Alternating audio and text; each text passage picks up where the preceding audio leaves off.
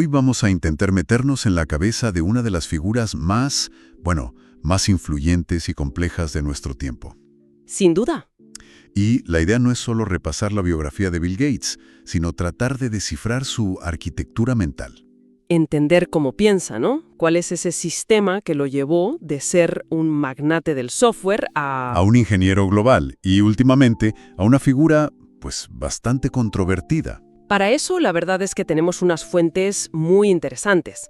Hay desde documentales que detallan su infancia, la creación de Microsoft. Con un nivel de detalle increíble. Sí, hasta investigaciones periodísticas muy serias que analizan su filantropía y, claro, las preguntas más incómodas sobre sus relaciones personales, incluida su conexión con Jeffrey Epstein. Y es importante decirlo, nos vamos a ceñir estrictamente a lo que estas fuentes documentan. Exacto. Nuestra misión, digamos, es entender el sistema operativo de Gates, ver cómo ese enfoque tan tecnocrático, tan racional, lo aplicó primero a los negocios y luego a los problemas del mundo. ¿Y qué revelan las controversias sobre los límites de esa misma lógica? Exacto.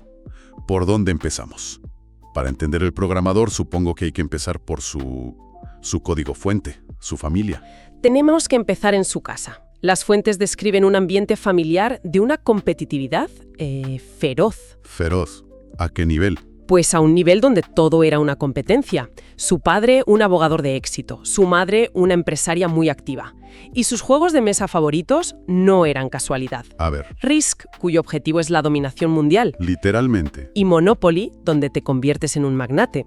Era como una preparación, y a eso súmale una memoria casi fotográfica. La famosa anécdota de la enciclopedia. Esa misma, que se leyó la enciclopedia World Book entera, de la A a la Z, y se acordaba de casi todo.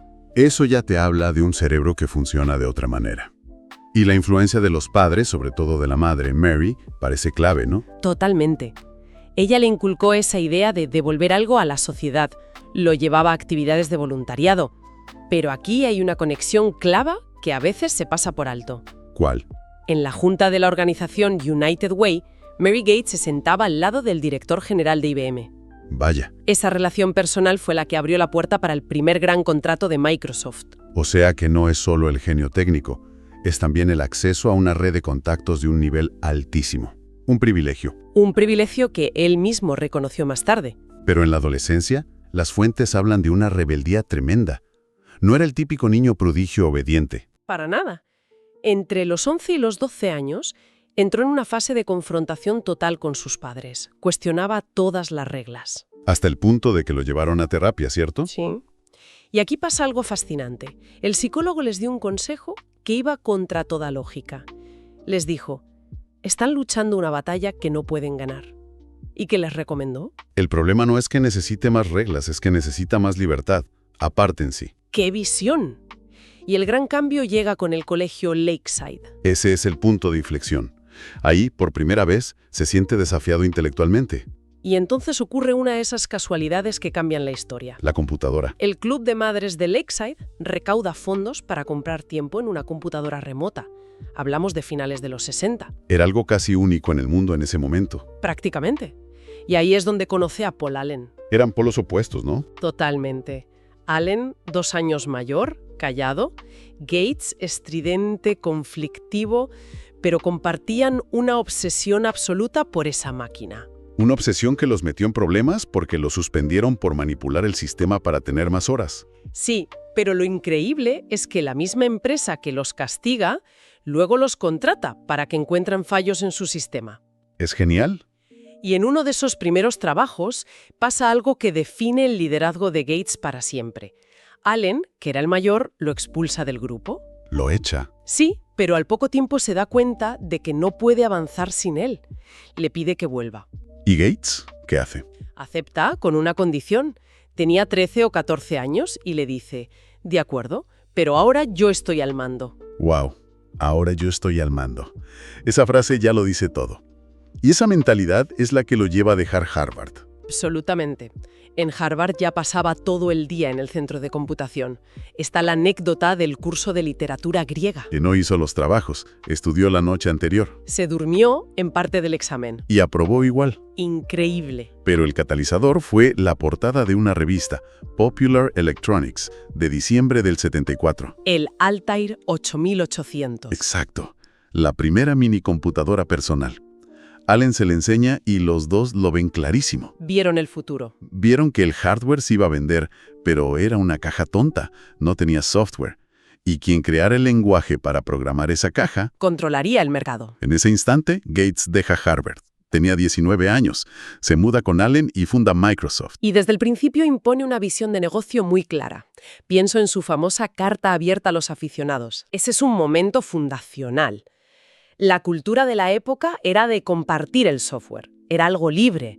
Y Gates publica esa carta regañando a todo el mundo por copiar su software sin pagar. Que, visto desde la óptica de la época, fue una ruptura total, ¿no? Él fue el que le puso precio a algo que hasta entonces se consideraba una pasión compartida. Es una gran observación. Desde la óptica de esa comunidad, sí, él era el capitalista. Pero desde su visión, si el software no tenía valor, nunca habría una industria. Claro. Estaba sentando las bases de todo. Y esa mentalidad nos lleva directos al acuerdo con IBM. El acuerdo que lo cambió todo. Y aquí se ve su genialidad estratégica en estado puro. ¡Pura! IBM necesita un sistema operativo. Y ellos ni siquiera lo tenían. ¿Qué hicieron? Una jugada maestra. Compraron un sistema ya hecho, Q2, por $50.000. Lo adaptaron un poco, lo llamaron MS2 y... aquí viene el golpe de genio. A ver, IBM quería comprarles el código fuente. Lo lógico para una empresa pequeña habría sido coger el dinero, pero Gates se negó. ¿Y qué les ofreció? Una licencia no exclusiva. IBM pagaría por cada copia que vendiera en sus PCs, pero Microsoft conservaba la propiedad del software. Espera. O sea, la clave no fue el producto. No. Fue el modelo de negocio. Él no apostó por un fabricante de ordenadores. Se convirtió en el dueño de la autopista por la que todos tenían que pasar. Exactamente. Porque cuando salieron los competidores de IBM, los clones, ¿qué sistema operativo necesitaban para ser compatibles? MS2. Y Microsoft se lo vendió a todos. Daba igual quién ganara la guerra del hardware. Bill Gates ganaba siempre. Brillante. Y esa agresividad, claro, lo llevó directo a su famosa rivalidad con Steve Jobs. Una rivalidad legendaria. La anécdota clave es cuando Jobs le muestra el prototipo de la Macintosh. Con la interfaz gráfica, las ventanas, los iconos. Gates lo ve y al instante entiende que ese es el futuro. Y Microsoft empieza a desarrollar Windows. Y Jobs, claro, se sintió traicionado. Robado. Lo confrontó a gritos. Y la respuesta de Gates es de una audacia increíble. La del vecino rico. Esa. Le dijo, bueno, Steve, es como si ambos tuviéramos este vecino rico llamado Xerox y yo entré a robarle la tele y descubrí que tú ya te la habías robado primero. Es que es tremendo. Le está admitiendo en su cara que le ha copiado, pero justificándolo. ¿Qué nos dice eso de su mentalidad? Que para él las buenas ideas estaban para ejecutadas a gran escala, y él era el mejor ejecutor. Pero esa misma agresividad lo llevó a su mayor batalla, el juicio antimonopolio, el caso de Internet Explorer. Ahí es cuando nace la leyenda del Gates despiadado, ¿verdad? Sin duda. El argumento del gobierno era que Microsoft usaba su monopolio con Windows para aplastar a la competencia, como Netscape. Pero más allá de lo legal, su imagen pública se destrozó. Completamente. En los vídeos de su declaración se le veía combativo, evasivo, arrogante. Fue un desastre de relaciones públicas. Y es curioso porque justo después de ser visto como el villano número 1, empieza su gran transformación a filántropo. Una reinvención total. La muerte de su madre en el 94 fue un catalizador importante. Y empieza a aplicar la misma mentalidad de ingeniero de software a los problemas del mundo. Y acuña ese término que lo define, optimismo impaciente. Exacto. Optimismo basado en datos. La creencia de que el mundo puede mejorar. E impaciencia porque no mejora lo bastante rápido. Y su método es pura lógica de programador. No puedes arreglar lo que no puedes medir. Esa es la frase. Antes de curar enfermedades, invirtió millones solo en tener buenos datos para saber de qué se moría la gente. Y sus proyectos son un ejemplo de lo que él llama innovación catalítica. No es solo dar dinero. Para nada. Es buscar la solución sistémica. El ejemplo del inodoro es perfecto. Reinventar el inodoro. En lugar de tratar las enfermedades por agua contaminada, se obsesiona con financiar un inodoro que no necesite drenaje y que purifique el agua. Ataca la raíz del problema. Recuerdo su comparación con Coca-Cola. Si Coca-Cola llega a la aldea más remota, ¿por qué no puede llegar una vacuna? Es puro pensamiento sistémico. Y esa misma lógica la aplica ahora al cambio climático con su concepto de la prima verde. ¿La diferencia de coste entre hacer algo de forma sucia y de forma limpia? Y su argumento es que la solución es innovar hasta que esa prima sea cero. Cuando lo limpio sea más barato, el problema se resolverá solo. Es una visión coherente con toda su vida. Pero ninguna biografía moderna puede ignorar la parte más oscura, su relación con Jeffrey Epstein. No, y aquí, como decíamos, es fundamental basarnos solo en lo que reportan las fuentes. De acuerdo. La explicación inicial de Gates fue que se reunió con Epstein para conseguir donaciones para su fundación. Incluso se llegó a decir que era para que los contactos de Epstein le ayudaran a conseguir el Premio Nobel de la Paz. Sí, esa fue la primera versión. Una versión que con el tiempo empezó a no sostenerse. ¿Por qué? Porque investigaciones del New York Times y otros medios revelaron que no fue una reunión, sino varias. Algunas en la mansión de Epstein en Nueva York. Y la afirmación de que solo había hombres tampoco era cierta. Exacto. Se reportó que a una de ellas asistieron una modelo y su hija adolescente. Y quizá lo más llamativo, los registros de vuelo, el viaje en el avión de Epstein. Un viaje a Palm Beach que Gates había negado haber hecho con él. Su equipo luego tuvo que matizar, diciendo que él no sabía que el avión era de Epstein. O sea, la historia inicial no encaja con los hechos documentados.